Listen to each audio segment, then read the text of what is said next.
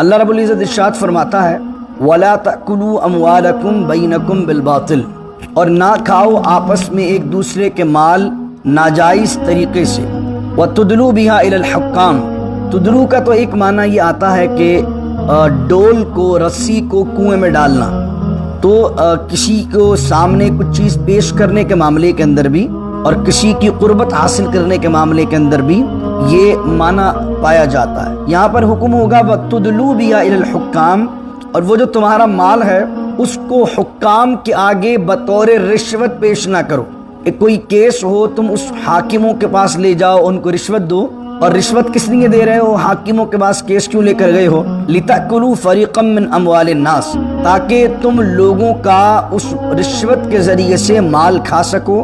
بالاسم، اسم کہتے ہیں گناہ کو، اور یہ تمہارا مال کھانا گناہ کے ساتھ ہوگا، اور وَأَنْتُمْ تَعْلَمُونَ، اور یہ تم جانتے ہوگے کہ تم کسی کا حق تلف کر رہے ہو۔ یہاں پر اللہ رب العزت نے اس آیت کے اندر تنبیہ کی ہے مسلمانوں کو کہ آپس میں ایک دوسرے کا مال ناجائز طریقے سے استعمال نہ کرو، یعنی کہ چوری ہے، کسی کے مال پر قبضہ کر لینا ہے، سود لے لینا ہے، یہ تمام معاملات جو ناجائز طریقے سے کسی کا مال غصب کرنے کے ہوتے ہیں، وہ تمام طریقے اس سے مراد ہیں، اور اللہ رب العزت نے اس کو ناجائز کیا۔ من لسانی یفقهوا قولی، اللہم صلی علی سیدنا و مولانا محمد معدن الجود والکرم وآلہ وصحبہ وبارک وسلم۔ ولا تأكلوا أموالكم بينكم بالباطل وتدلوا بها إلى الحكام لتأكلوا فريقا من أموال الناس بالإثم وأنتم تعلمون۔ صدق اللہ مولانا العظیم وبلغنا رسولہ النبی الکریم الامین۔ آیت نمبر 188 ہے سورہ بقرہ کی، اور یہ آخری آیت ہے 7ویں رکوع کی۔ اللہ رب العزت ارشاد فرماتا ہے وَلَا تَأْكُلُوا أَمْوَالَكُمْ بَيْنَكُمْ بِالْبَاطِلِ، اور نہ کھاؤ آپس میں ایک دوسرے کے مال ناجائز طریقے سے۔ وَتُدْلُوا بِهَا إِلَى الْحُكَّامِ، تدلو کا تو ایک معنی یہ آتا ہے کہ ڈول کو، رسی کو کنویں میں ڈالنا، تو کسی کو سامنے کچھ چیز پیش کرنے کے معاملے کے اندر بھی اور کسی کی قربت حاصل کرنے کے معاملے کے اندر بھی یہ معنی پایا جاتا ہے۔ یہاں پر حکم ہوگا وَتُدْلُوا بِهَا إِلَى الْحُكَّامِ، اور وہ جو تمہارا مال ہے اس کو حکام کے آگے بطور رشوت پیش نہ کرو۔ کوئی کیس ہو تم اس حاکموں کے پاس لے جاؤ، ان کو رشوت دو، اور رشوت کس لیے دے رہے ہو؟ حاکموں کے پاس کیس کیوں لے کر گئے ہو؟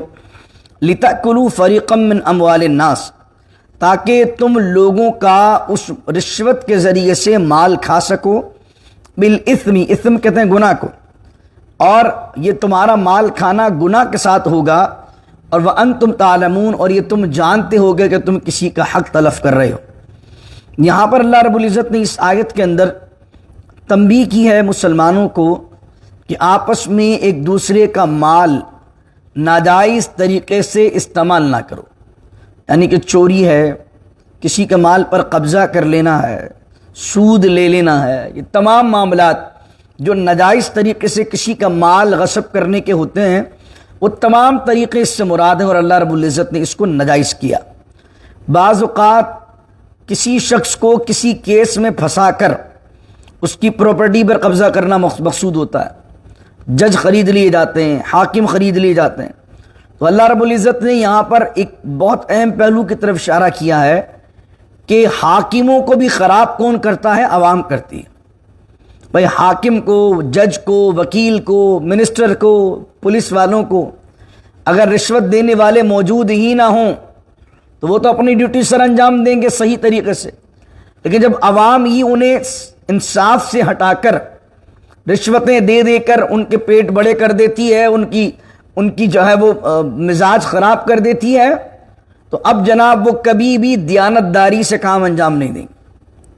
یہی وجہ ہے کہ آپ ہمارے ممالک میں چلے جائیے جہاں سے ہم آئے ہیں، ان ممالک کے اندر ایک سیدھا کام بھی آپ کو کروانا ہو، بغیر رشوت کے آپ ایک سیدھا کام بھی نہیں کروا سکتے، یعنی کہ ایک کام جو بالکل اس کی ذمہ داری ہوگا، وہ بندہ وہ کام بھی جو اس کی ذمہ داری سے وابستہ کام ہے وہ بھی نہیں، یعنی فائل کو نیچے سے اوپر لانے کے لیے بھی پیسے دینا پڑتے ہیں، فائل کے جو پہیے لگتے ہیں وہ پیسوں سے لگتے ہیں.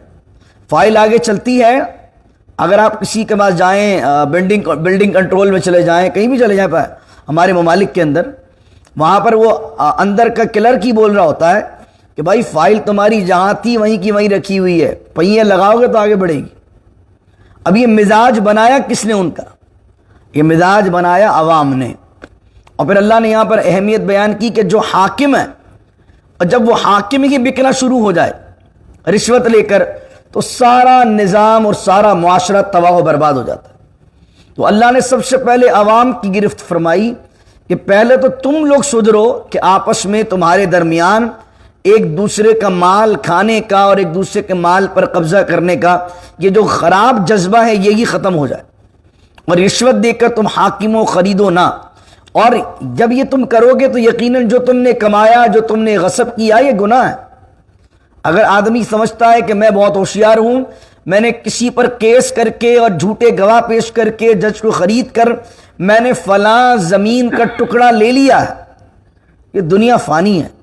کل قیامت کے دن آگ کا توق بن کر اللہ آپ کے گلے میں وہ زمین کا ٹکڑا ڈالے گا.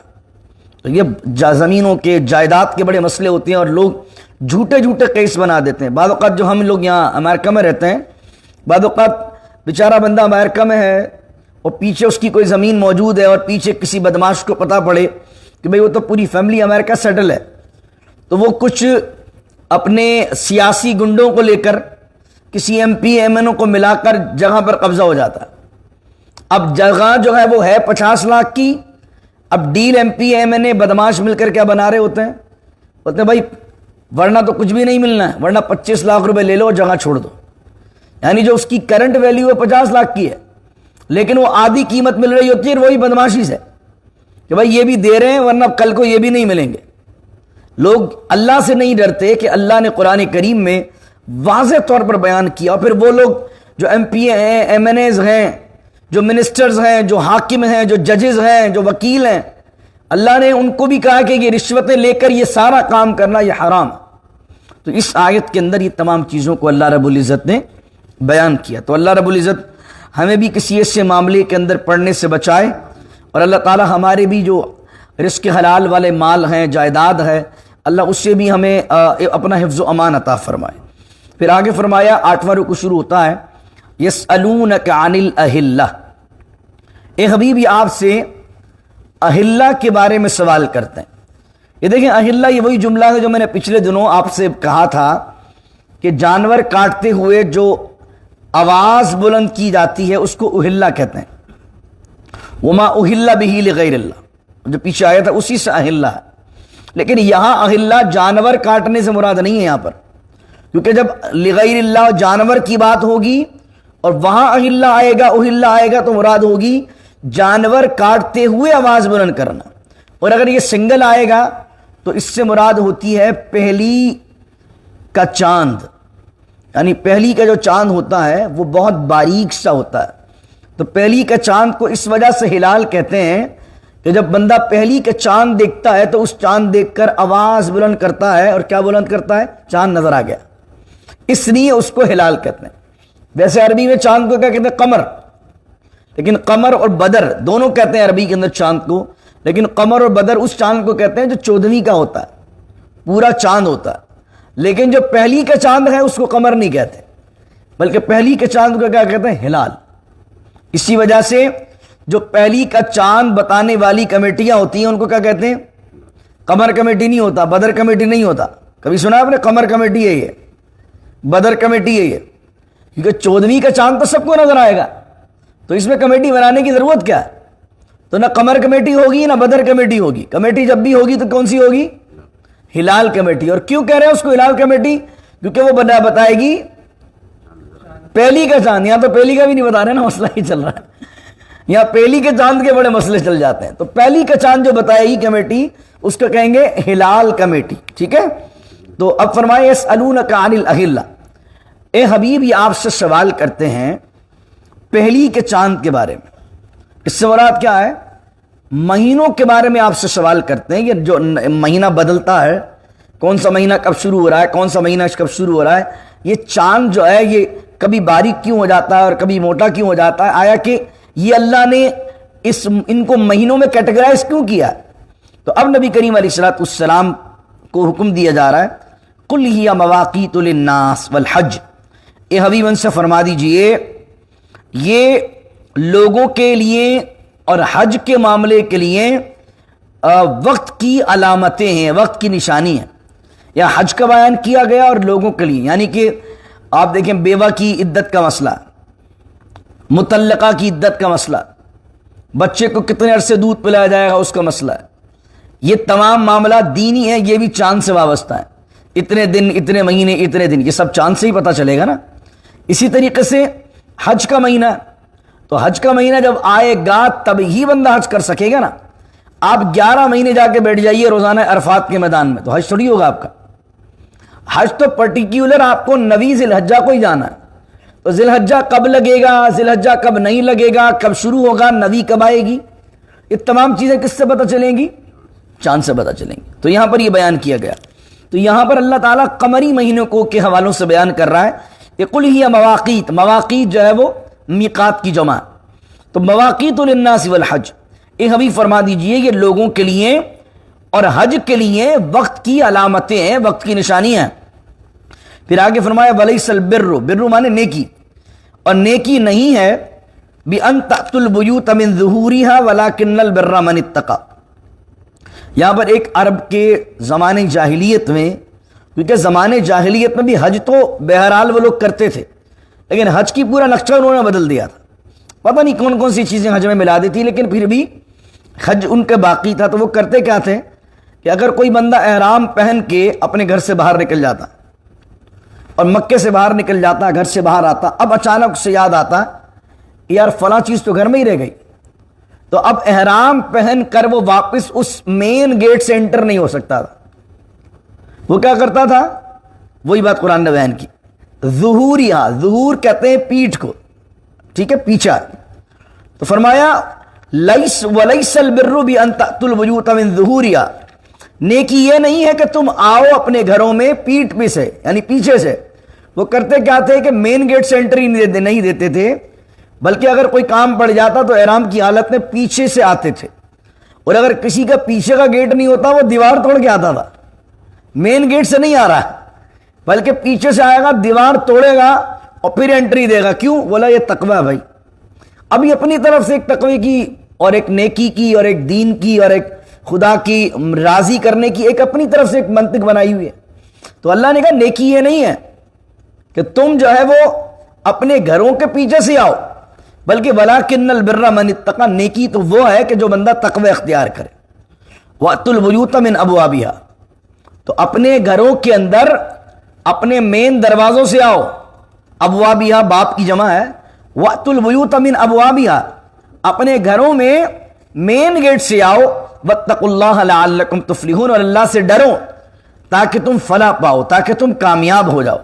یہاں پر یہ بات بیان کر دی گئی کہ جو چیز دین میں نہیں ہے اس کو دین کا حصہ اس طرح نہیں بنانا چاہیے۔ اس طرح ہمارے یہاں بھی بہت ساری الٹی سیدھی رسومات اور توہمات اس طرح ملتے ہیں، بلی راستہ کاٹ جائے، اور اس کو اس طریقے سے لوگ پریکٹس کر رہے ہوتے ہیں جیسے کوئی معاذ اللہ بالکل عین دین ہی ہے یہ، اس طرح کے معاملات کو۔ جس طریقے سے سورج گرہن اور چاند گرہن جب ہوتا ہے تو خواتین میں بڑی مشہور بات ہو جاتی ہے کہ نہیں جناب جو پریگننٹ ہو رہا تھا اس کو باہر نہیں نکالو۔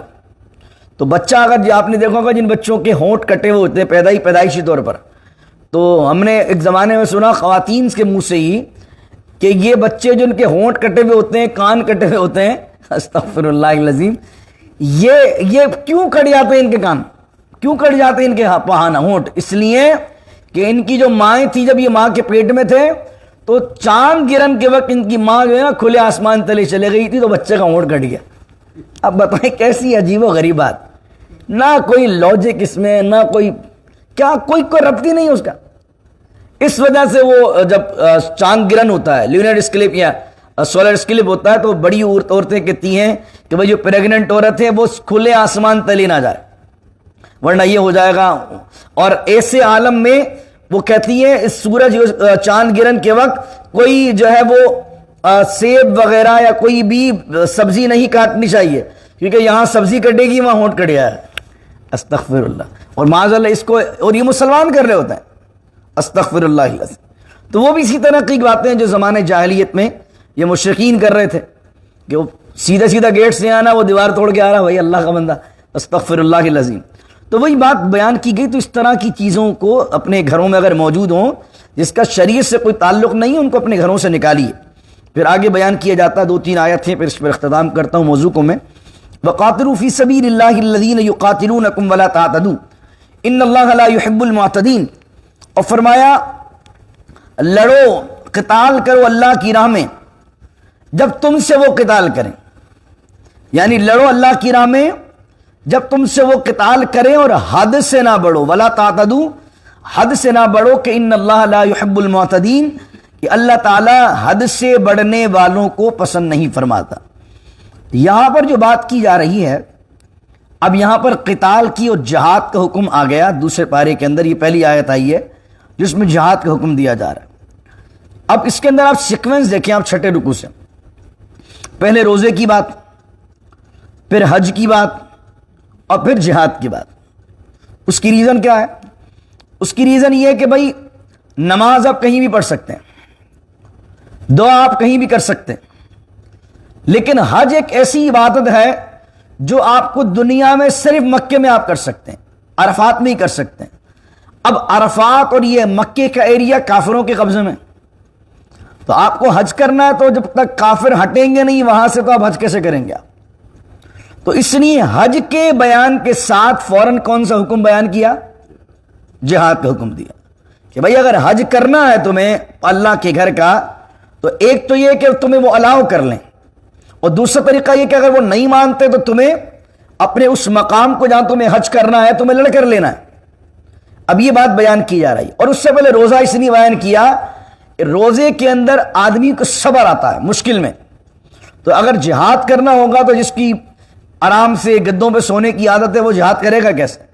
تو روزے کے بیان کے ساتھ یہ ہوا کہ روزہ تمہیں صبر سکھاتا ہے، مشکل حالات میں بھوکا رہنا سکھاتا ہے، تمہیں کافی دن تک، 1 مہینے تک پریکٹس کروائی جا رہی ہے کہ جناب بھوکے رہنا ہے، تو اگر جنگ کے حالات میں بھی تمہیں بھوکا رہنا پڑ جائے تو تمہاری پہلے سے پریکٹس ہو۔ تو صوم، حج اور قتال، یہ تینوں چیزوں کا آپس میں یہ ربط بنتا ہے۔ اب کیا ہوا کہ 6 ہجری میں نبی کریم علیہ الصلوۃ والسلام اپنے صحابہ کے ساتھ عمرہ کے ارادے سے مکے کی طرف آئے۔ جب اہل مکہ کو پتہ چلا تو آپ کو روک دیا گیا حدیبیہ کے مقام پر، اور پھر میں نے جس طرح پہلے بھی عرض کیا ہے کہ وہاں صلح حدیبیہ ہوئی، اور صلح حدیبیہ میں شرط رکھی گئی کہ بھائی اس سال تو آپ کو ہم عمرہ ادا کرنے نہیں دیں گے، آپ اگلے سال آئیے، اور اگلے سال ہم 3 دن کے لیے مکے کو مکمل خالی کر دیں گے آپ لوگوں کے لیے، آپ لوگ آرام سے عمرہ کرنا۔ نبی کریم صلی اللہ علیہ وآلہ وسلم اب مدینے سے اگلے سال 7ویں ہجری کے اندر 1400 صحابہ کے ساتھ تشریف لے کر آ رہے ہیں، الگ الگ تعداد بیان کیے۔ اب 7ویں ہجری میں حضور علیہ السلام جب آ رہے ہیں تو مسلمانوں کے دل میں خیال ہوا کہ اگرچہ مشرکین نے صلح حدیبیہ کر لی ہے، لیکن اب ہم احرام کی حالت میں ہوں اور ہم حرم کے اندر پہنچ جائیں، مہینہ بھی ذی قعدہ کا ہے، حرمت والا مہینہ، احرام کی حالت، اور اگر وہ ہم پر حملہ کر دیں تو اب کیا کریں؟ ایسے مبارک مہینے میں لڑیں، ایسی مبارک حالت میں لڑیں، یا ان سے مار کھائیں؟ کیا کریں؟ تو یہ سوال اس لیے انہوں نے پوچھا، اور اس سوال کے جواب میں اللہ نے کہا وَقَاتِلُوا فِي سَبِيلِ اللَّهِ الَّذِينَ يُقَاتِلُونَكُمْ، اور لڑو اللہ کی راہ میں اگر وہ تم سے لڑیں، وہ تم سے لڑیں تو تم ان سے لڑو۔ یہ اللہ نے حکم ان کو دے دیا کہ اگر تم مکے پہنچو، اور مکے پہنچنے کے بعد اب تم سے وہ لڑتے ہیں تو تمہیں بھی ان کے خلاف تلواریں اٹھا لینی ہے، تمہیں ان سے لڑنا ہے۔ وَلَا تَعْتَدُوا، لیکن حد سے نہیں بڑھنا۔ اس میں علماء نے بیان کیا جیسے بوڑھے ہیں، بچے ہیں، خواتین ہیں، یا وہ لوگ جو تم سے لڑ نہیں رہے، ان کو نہیں مارو۔ اسلام نے جہاد کا بھی اور قتال کے بھی ایک اصول بیان کیے ہیں۔ ایسا نہیں کہ تم جو ہے وہ تتاری بن جاؤ، ایسا نہیں کہ تم منگول بن جاؤ، غصو تو بچوں کو مار دو، دوسرے لوگوں کو مار دو، بلکہ فرمایا اعتدال میں رہو، ولا تعتدوا، حد سے نہ بڑھو۔ جن سے لڑائی ہے جو تم سے لڑنے آئے ان سے لڑو صرف، اور جو تم سے لڑنے نہیں آ رہے، یا پھر بوڑھے ہیں یا بچے ہیں یا عورتیں ہیں، تو ان کے خلاف جو تم جو ہے وہ اپنی تلواروں کو نہ اٹھاؤ۔ ان اللہ لا يحب المعتدین، اور اللہ تعالیٰ حد سے بڑھنے والوں کو پسند نہیں کرتا۔ پھر آگے فرمایا وَاقْتُلُوهُمْ حَيْثُ ثَقِفْتُمُوهُمْ. اس آیت کو جو ہے نا بہت سے اسلام کے خلاف جو جس ایجنڈے پر کام لوگ کر رہے ہوتے ہیں انہوں نے اس آیت کو بہت مس یوز کیا ہے. یہ جو آیت ہم نے پڑھی ابھی وَاقْتُلُوهُمْ حَيْثُ ثَقِفْتُمُوهُمْ، اور تم انہیں جہاں پاؤ قتل کر دو. تو اس آیت سے جو اسلام کے مخالفین ہیں انہوں نے یہ لکھا، دیکھو قرآن تو یہ کہتا ہے کافر کو جہاں ملے تو پکڑ کے مار دو اس کو. حالانکہ آپ پورا سیکوینس دیکھیں بات کہاں کی ہو رہی ہے کہ جب تمہاری لڑائی ہو جائے اور دوران جنگ میں یا تو تم اس کو ہاتھ میں آ گئے تو تمہیں مار دے گا، تو اب آدمی کیا کرے؟ ڈو اینڈ ڈائی سچویشن ہے نا، یا تو مر جاؤ یا مار دو. جنگ کے اندر تو ساری دنیا کا قانون یہی کہتا ہے کہ اگر جنگ چھڑ گئی ہے اور دشمن سامنے ہے، تم نے نہیں مارا تو تمہیں مار دے گا. قرآن یہ نہیں کہہ رہا کہ حالت امن ہو، جنگ ہو، تم بیٹھے ہو اپنے نیبر کو اٹھا کے مار دو، استغفر اللہ العظیم. بلکہ پچھلی والی آیت کا بیان کر رہی ہے، پچھلی آیت یہ بیان کر رہی ہے بھائی تم سے لڑنے آ رہے ہیں تم ان سے لڑو. پھر اسی کے سیکوینس میں اگلی آیت کا بیان کیا جا رہا ہے. اور دوران جنگ کے اندر اگر وہ تم سے لڑتے ہیں تو دوران جنگ کے اندر تم جہاں پاؤ ان سے لڑو اور قتل کرو. اور وَأَخْرِجُوهُم مِّنْ حَيْثُ أَخْرَجُوكُمْ، اور ایسے ہی ان کو نکالو مکے سے جیسا کہ تمہیں انہوں نے نکالا. وَأَخْرِجُوهُم مِّنْ حَيْثُ أَخْرَجُوكُمْ، اور انہیں بھی نکالو مکے سے اگر وہ تم سے لڑتے ہیں جس طرح انہوں نے تمہیں نکالا. اب یہاں پر سوال پیدا ہوتا ہے کہ یار لڑنا جھگڑنا کوئی اچھی بات تو نہیں ہوتی، کچھ بیٹھ کے بات حل کر لی جائے، ان کو کچھ سمجھا دیا جائے. تو اب یہاں قرآن نے بیان کیا کوئی یہ سوچے کہ یار لڑنا بڑھنا ضروری کیوں ہے، جہاد کیوں ضروری ہے، قتال کیوں ضروری ہے، اور اس اگر لڑیں گے تو کوئی نہ کوئی تو مرے گا اس میں. تو قرآن نے بیان کیا وَالْفِتْنَةُ أَشَدُّ مِنَ الْقَتْلِ، اسی آیت میں کہ جو مشرکین ہیں یہ جو مکے کے اندر تمہیں داخل ہونے سے روک رہے ہیں، تمہیں حج کرنے نہیں دے رہے، تم پر ظلم و زیادتی کر رہے ہیں، اگر تم ان سے لڑتے ہو یا یہ تو تمہیں ماریں گے یا تم انہیں مارو گے، تو اگر یہ ان کا مارنا یہ کم خرابی ہے، مگر یہ جو فتنہ پھیلا رہے ہیں یہ فتنہ ان کے قتل سے بھی زیادہ شدید ہے. تو قرآن نے اس آیت میں کہا کہ وَالْفِتْنَةُ أَشَدُّ مِنَ الْقَتْلِ، فتنہ جو ہوتا ہے وہ قتل سے بھی شدید ہوتا ہے. کیونکہ قتل میں ایک دو آدمی کا قتل ہوگا، لیکن فتنہ جب پھیلتا ہے، کوئی آدمی فتنہ پھیلائے اور کوئی فتنہ جب پھیلتا ہے تو پھر اس کے اندر پوری پوری قومیں برباد ہو جاتی ہیں. فتنہ اتنی بڑی بری چیز ہے. نبی کریم علیہ الصلوۃ والسلام کا ایک فرمان ملتا، فرمایا فتنہ سویا ہوا ہوتا ہے، اس کے جگانے والے پر اللہ کی لعنت ہے. یہ جو لوگ ہوتے ہیں نا کسی کو پن کرتے ہیں، اس کو بھی چھیڑ دیا، اس کو بھی چھیڑ دیا، اس کو بھی چھیڑ دیا، اور پھر ہاتھ باندھ کے بیٹھ گیا، اب دیکھو مزہ. یہ فتنہ پرور ہے. زمانے بھر کو آگ لگا دی اور پیچھے آ کے بیٹھ گیا، بیٹھیں گے تماشا دیکھیں گے. تو یہ کیا کیا انہوں نے وَالْفِتْنَةُ أَشَدُّ مِنَ الْقَتْلِ. قرآن کیا کہہ رہا ہے؟ قرآن کہہ رہا ہے جو فتنہ ہے یہ قتل سے بھی زیادہ شدید ترین ہے. ایک ہوتا ہے وَالْفِتْنَةُ شَدِيدٌ مِنَ الْقَتْلِ، لیکن قرآن نے شدید نے کہا. شدید کا بھی جو شدید ترین ہوتا ہے نا اس کے لیے قرآن کہتا ہے اشد. تو قرآن کہتا ہے وَالْفِتْنَةُ أَشَدُّ مِنَ الْقَتْلِ. تو اس لیے اللہ تعالیٰ ہمیں فتنے سے محفوظ رکھے اور ہمیں فتنہ پھیلانے سے محفوظ رکھے.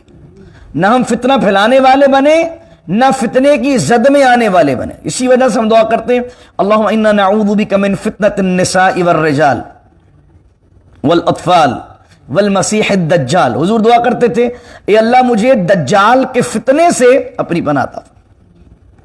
ہم دعا کرتے ہیں اکثر اے اللہ ہمیں عورتوں کے فتنے سے اپنی پناہ عطا فرما. بعض اوقات آدمی شریف آدمی ہوتا ہے، عورتوں کے فتنے میں لگ جاتا ہے، پوری زندگی کی کمائی اور پوری زندگی کی عزت جو ہے وہ داؤ پر لگ جاتی ہے. آدمی اللہم انا نعوذ بک من فتنة الرجال، جو مردوں کا آدمیوں کا فتنہ ہے. البتہ دوستوں میں بھی، رشتہ داروں میں بھی، علاقے میں بھی، آپ کی سیم فیلڈ میں بھی فتنے تو ہوتے ہیں. تو اللہ تعالی ہمیں فتنوں سے محفوظ رکھے، ہمارے ایمان کو، دین کو بھی، اور ہماری دنیا کو بھی فتنے سے محفوظ رکھے. تو وہ بات اس سیکوینس سے فرمائی گئی. پھر آگے فرمایا ولا تقاتلوہم، اور نہ لڑو عند المسجد الحرام، قتال نہ کرو مسجد حرام کے پاس. یہ اللہ کا گھر ہے، مسجد حرام، وہاں نہیں لڑنا ہے. ایسا نہیں کہ تم پہل کر دو، انٹر ہوتے ہی تلواریں اٹھاؤ اور مارو، نہیں ایسا نہ کرو. ولا تقاتلوہم عند المسجد الحرام، اور نہ لڑو مسجد حرام کے پاس، حتی یقاتلوکم فی، یہاں تک کہ وہ تم سے لڑے وہاں پر. اگر مسجد حرام میں بھی وہ تم سے لڑ رہے ہیں تو اب تمہیں اللہ نے اجازت دی ہے کہ تم لڑو. فَإِن قَاتَلُوكُمْ فَاقْتُلُوا، اگر وہ تمہیں قتل کرتے ہیں تو تم ان کو قتل کرو. كَذَلِكَ جَزَاءُ الْكَافِرِينَ، اور یہی جزا ہے اور یہی بدلہ ہے کافروں کا. فَإِنِ انتَهُوا، لیکن پھر اگر وہ باز آ جائیں، تم نے لڑنا شروع، انہوں نے اٹیک کیا، تم نے مارنا شروع کیا، اچانک سے وہ باز آ جاتے ہیں، اپنے چیزوں سے پیچھے ہٹ جاتے ہیں، اور اگر وہ پیچھے ہٹ جائیں فَإِنَّ اللَّهَ غَفُورٌ رَحِيمٌ، تو اللہ تعالیٰ بخشنے والا مہربان. وَقَاتِلُوهُمْ، اب مسلمانوں کو مدینے میں ریاست، پہلے 10-12 سال تک کیا صبر کرو صبر کرو صبر کرو. اب مسلمان مدینے میں ایک ریاست بنا چکے ہیں، مسلمان اب پاور میں آ چکے ہیں، اور مسلمانوں کی تلواریں نیام سے باہر آ چکی ہیں.